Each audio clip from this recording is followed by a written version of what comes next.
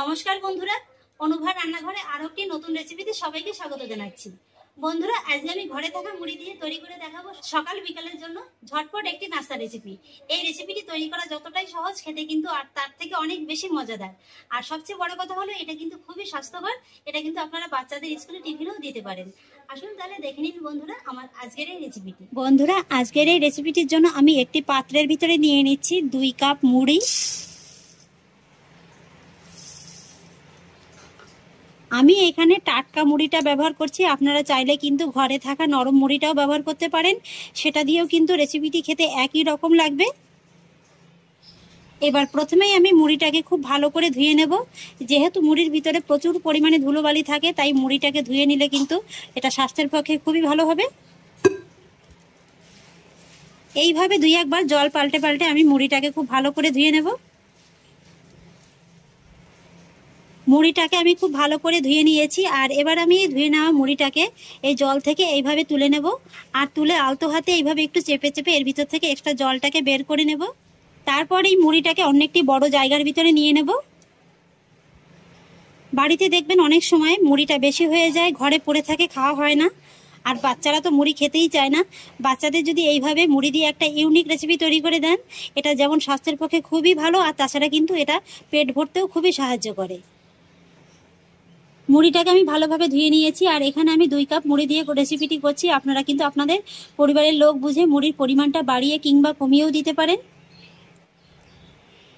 এবার রেসিপিটি তৈরি করার জন্য আমি মুড়ির ভিতরে কয়েকটি সবজির উপকরণ অ্যাড করব, আর সেই জন্য প্রথমেই দিয়ে দিয়েছি মিডিয়াম সাইজের একটি পাকা টমেটো কুচি।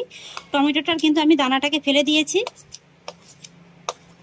সেই সঙ্গে দিয়ে দিচ্ছি মিডিয়াম সাইজের 2টো পেঁয়াজ কুচি। একই সঙ্গে দিয়ে দিচ্ছি কাঁচা পাকা দেখে 2টো কাঁচা লঙ্কা কুচি। আর সেই সঙ্গে দিয়ে দিচ্ছি 1 চা চামচ আদা কুচি। আর এবার আমি এর ভিতরে কয়েকটি ঘরোয়া মশলার উপকরণ অ্যাড করব, আর সেই জন্য প্রথমেই দিয়ে দিচ্ছি 1/2 চা চামচ হলুদ গুঁড়ো,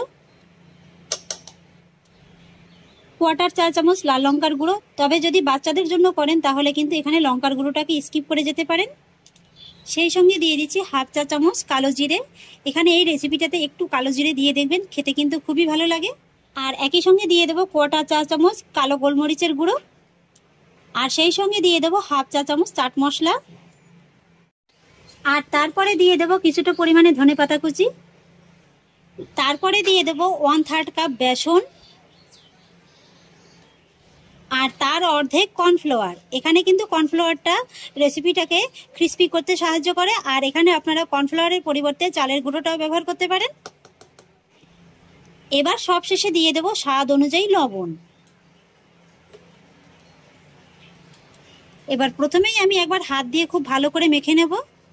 প্রথমেই কিন্তু জলের ব্যবহার করবেন না, এটা দেখবেন মাখতে মাখতে অনেকটা নরম হয়ে গেছে। তবুও যদি দেখেন যে মাখার পরও অনেকটা শক্ত আছে, তারপরে একটু সামান্য জল দিয়ে এটাকে খুব ভালো করে মেখে নিলেই কিন্তু হয়ে যাবে। আমি জল ছাড়া খুবই ভালোভাবে মেখে নিয়েছি, আর মেখে নেওয়ার পরে এর টেক্সচারটা দেখুন ঠিক এরকমই হয়েছে। তবে এতটা কিন্তু শুকনো শুকনো করলেও হবে না, আর সেই জন্য আমি এর ভিতরে দিয়ে দেবো খুবই সামান্য একটু জল।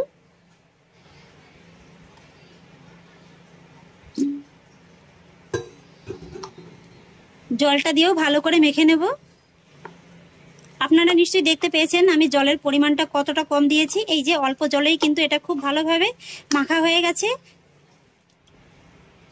আর এবার আমি এই মেখে নেওয়া মুড়িটা থেকে এইভাবে হাতের মধ্যে অল্প অল্প করে নেব, আর তারপরে হাতের সাহায্যে এইভাবে একটু চেপে চেপে একটা গোল শেপ দিয়ে নেব।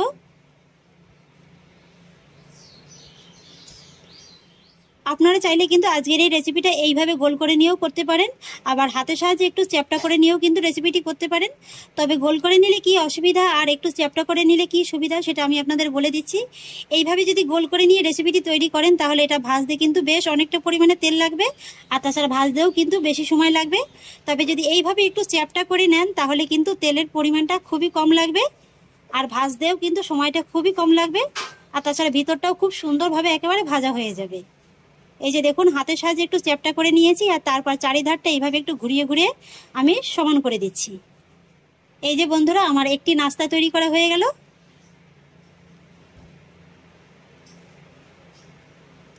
এইভাবে কিন্তু আপনারা বানিয়ে সকালে জলখাবারেও খেতে পারেন, আবার বিকেলে টিফিনেও খেতে পারেন, আর তাছাড়া বাচ্চাদের স্কুলে টিফিন বক্সেও কিন্তু অবশ্যই দিতে পারেন।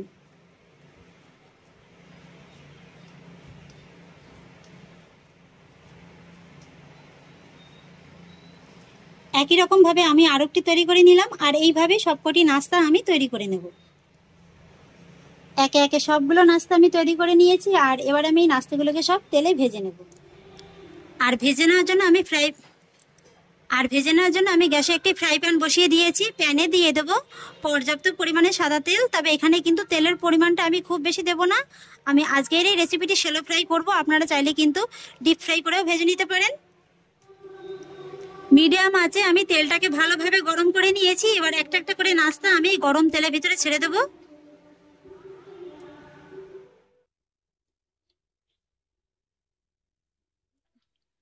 তেলে দেওয়ার সঙ্গে সঙ্গেই কিন্তু নাড়াচাড়া দিতে যাবেন না, এখন এটা কিন্তু খুবই নরম আছে। 2-1 মিনিট বাদে এটাকে একটু উল্টে দিলেই হয়ে যাবে। 2-1 মিনিট বাদে যখন নিচের পাশটা হালকাভাবে একটু শক্ত হয়ে যাবে, তখন এইভাবে একটা চামচের সাহায্যে উল্টে দিতে হবে। আর এই রেসিপিটি কিন্তু আপনারা বন্ধুরা মিডিয়াম আর লো এর মাঝামাঝি রেখে ভাজবেন। খুব বেশি হাই ফ্লেমে দিয়েও ভাজতে যাবেন না, আবার একেবারে লো ফ্লেমে দিয়েও ভাজতে যাবেন না। খুব বেশি হাই ফ্লেমে দিয়ে যদি ভাজেন তাহলে কিন্তু এটা উপর থেকে পুরো লাল হয়ে যাবে আর ভিতরটা কাঁচা থেকে যাবে। আবার একেবারে যদি লো ফ্লেমে দিয়ে ভাজেন তাহলে কিন্তু তেলটাকে খুব বেশি টেনে নেবে।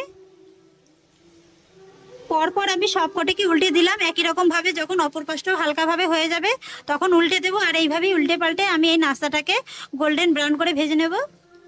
নাস্তাগুলোকে উল্টে পাল্টে আমি খুব সুন্দর একেবারে এই যে দেখুন গোল্ডেন ব্রাউন করে ভেজে নিয়েছি। আর নাস্তাগুলো দেখুন বন্ধুরা দেখতে কতটা আকর্ষণীয় লাগছে। এবার আমি এই নাস্তাগুলোকে সব গরম তেল থেকে তুলে নেব।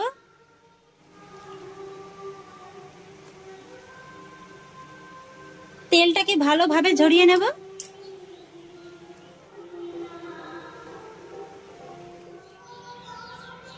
নাস্তাগুলোকে ভেজে আমি একটি সার্ভিং প্লেটে সার্ভ করে নিয়েছি। আর এই নাস্তাগুলো কিন্তু আপনারা টমেটো কেচাপের সঙ্গে অবশ্যই খেতে পারেন।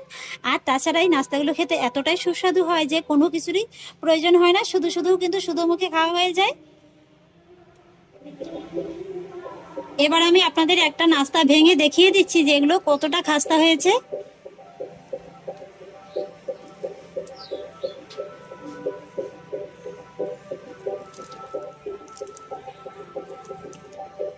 উপরটা কিন্তু খুব সুন্দর একেবারে ক্রিস্পি, আর ভিতরটা দেখুন। আওয়াজটা আপনারা নিশ্চয়ই শুনে বুঝতে পারছেন যে এটা কতটা খাস্তা হয়েছে।